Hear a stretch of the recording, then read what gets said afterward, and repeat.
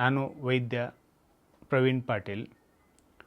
ಸಣ್ಣ ಮಕ್ಕಳ ಒಳಗೆ ತಲೆನೋವಿನ ಬಗ್ಗೆ ಇವತ್ತು ಮಾತಾಡೋಣ.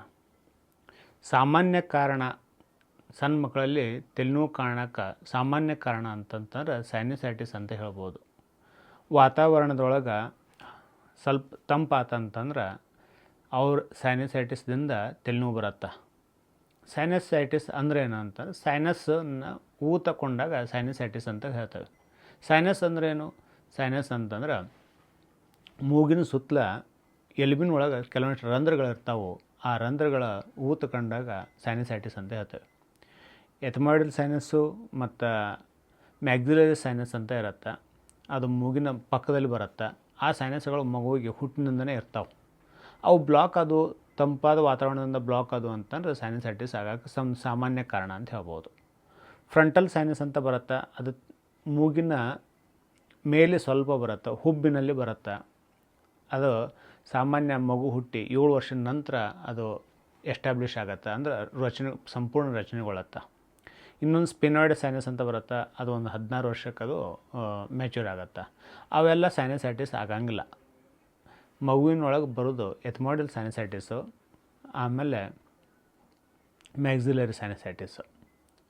ಹಿಂಗೆ ಆದಾಗ ಏನು ಮಾಡ್ಬೋದು ಅಂತಂದ್ರೆ, ಮಗುವಿಗೆ ಕೆಲವೊಂದಿಷ್ಟು ಲೇಪಗಳನ್ನು ತಯಾರು ಮಾಡಿ ಆ ಲೇಪಗಳನ್ನು ಮ್ಯಾಕ್ಸಿಲರಿ ಮತ್ತು ಫ್ರಂಟಲ್ ಏರಿಯಾದಲ್ಲಿ ಅದನ್ನು ಅಪ್ಲೈ ಮಾಡೋದ್ರಿಂದ, ಅದನ್ನು ಹಚ್ಚೋದ್ರಿಂದ ಸುಮಾರು ಒಂದು 3 ರಿಂದ 5 ದಿವಸದೊಳಗೆ ಸಾಮಾನ್ಯವಾಗಿ ಸರಿಯಾಗತ್ತೆ.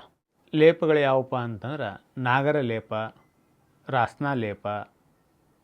ದೋಷಕ್ಕೆ ಅನುಗುಣವಾಗಿ ನಾವು ಬೇರೆ ಬೇರೆ ಲೇಪಗಳನ್ನು ಅಲ್ಲಿ ಹಚ್ಚೋದ್ರಿಂದ ತಲೆನೋವು ಸಂಪೂರ್ಣವಾಗಿ ಉಪಶಮನಗೊಳ್ಳುತ್ತೆ.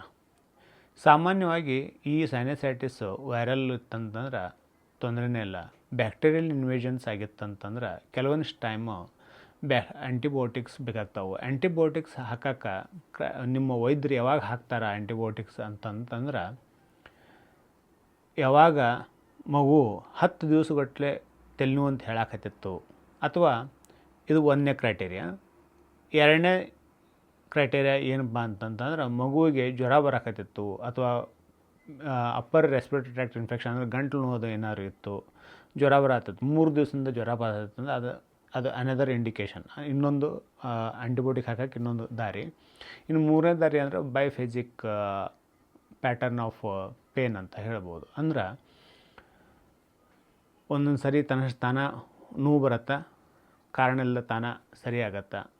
ಸೊ ಈ ಥರ ಆದರೂ ಸಹಿತ ನಾವು ಆ್ಯಂಟಿಬಯೋಟಿಕ್ ಉಪಯೋಗ ಮಾಡಬೇಕಾಗ್ತೈತಿ.